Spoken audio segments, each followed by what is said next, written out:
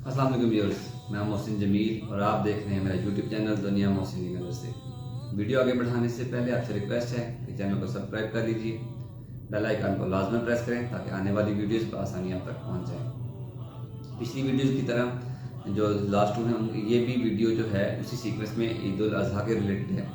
Last video के comment में एक क्वेश्चन था कि ये जो एक लोगों के ने एक बात है उनके माइंड में जो अक्सर मैंने भी सुनी है कि ईद के दिन रोज़ा होता है, ईद उल अजहा के दिन, और उससे कुर्बानी से इफ्तार किया जाता है। उस पर थोड़ी हदीस की रोशनी में जो है ना वजाहत कर दें। खैर मैंने मतलब जितनी रिसर्च मुझसे पॉसिबल थी, बुखारी शरीफ अल्हम्दुलिल्लाह मुकम्मल मैंने खुद पढ़ी है, कुरान पाक का तर्जुमा दूसरी दफ़ा शुरू किया हुआ है तफसीर के साथ। अल्लाह ने चाहा तो मैं उसे पढ़ूंगा। तो इस टॉपिक पे स्पेशल जितनी रिसर्च मैं कर सकता था वो मैंने की, जितनी अल्लाह को मंजूर थी, जितनी मुझे तौफीक हुई। तो जो इसके ऊपर इससे रिलेटेड जो अहादीस मुझे मिली वो मैं आपकी गोशगुजार कर देता हूँ। पहली हदीस जो है वो है अब्दुल्ला बिन अब्बास रज़ियल्लाहु तआला अन्हा से रिवायत है। उन्होंने नबी पाक सल्लल्लाहु अलैहि वसल्लम से रिवायत फरमाया है। ये हदीस का मफ़हूम है कि आप नबी पाक सल्लल्लाहु अलैहि वसल्लम ने अपने सहाबा से फरमाया कि इन अय्याम यानी ज़िलहज के अलावा कोई और अय्याम ऐसे नहीं जिनमें किए गए अमाल साले अल्लाह ताला को ज़्यादा महबूब हों। तो यानी कि ज़िलहज के 9 जो दिन हैं इनके अंदर जो किए अच्छे अमाल करते हैं वो अल्लाह ताला को बहुत महबूब हैं, उनका बहुत अजर व सवाब मिलता है। तो सहाबा कराम ने आगे से सवाल किया कि क्या जहाद फी सबिलिल्लाह भी जो है उसका अजर भी इतना नहीं? तो आपने फरमाया नहीं, हाँ सिवाय इसके कि कोई बंदा अपना जान और माल लेकर अल्लाह की राह में घर से निकले और किसी उनमें से कुछ भी साथ वापस न लाए, यानी कि वो अल्लाह की राह में शहीद हो जाए। तो शहीद का जो अमल है वो ज़िलहज में किए गए अमाल के बराबर हो सकता है, अलबत्ता और कोई अमल मतलब जो है ना इन दिनों के अमाल के बराबरी नहीं कर सकता। तो साबित हुआ दिन वो बहुत बाबरकत हैं।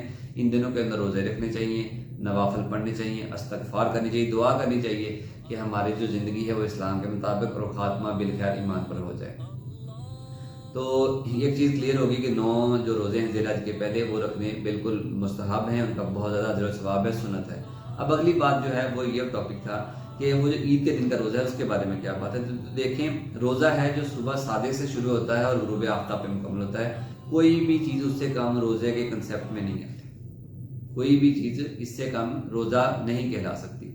तो ईद के दिन जो है मुस्तहब है। मुस्तहब क्या है? बेहतर है। सुन्नत तरीका है कि आप सल्लल्लाहु अलैहि वसल्लम ईद उल अज़हा के दिन नमाज के बाद कुर्बानी करके कुर्बानी के गोश्त खाते थे। तो ये मुस्तहब है। अगर कोई जिस बंदे ने कुर्बानी देनी है वो इस तरीक़ाकार से करना रहता है कि वो ईद के से पहले कुछ नहीं खाता, नमाज के बाद कुर्बानी करता है, उसी का गोश्त खाता है, तो ये मुस्तहब है।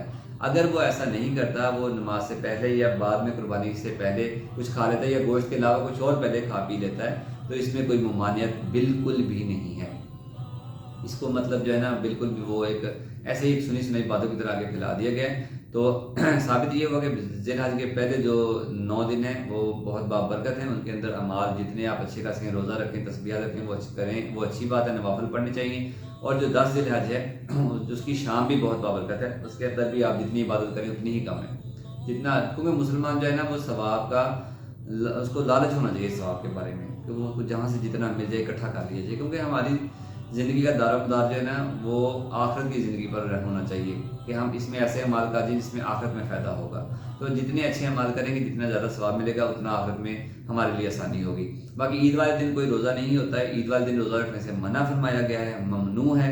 बल्कि उस दिन अगर आप कोई ऐसा अमल करते हैं तो उसको रोज़े का नाम बिल्कुल भी मत दें, क्योंकि ममानियत की गई है इस चीज़ की। उसके बारे में भी एक हदीस है, सही बुखारी की हदीस है। अबू सईद खुदरी रज़ियल्लाहु तआला अन्हु से मरफू बयान करते हैं, रसूल करीम सल्लल्लाहु अलैहि वसल्लम ने ईद उल फितर और यौम नहरी ने ईद उल अज़हा का रोज़ा रखने से मना फरमाया है। ये सही बुखारी की हदीस है और सही मुस्लिम में भी मौजूद है।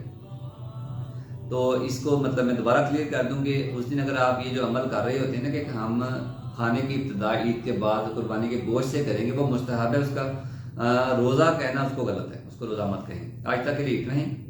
एक और वीडियो के साथ इंशाल्लाह जल्दी मुलाकात होगी। तब तक के लिए अल्लाह हाफिज़, अस्सलामु अलैकुम।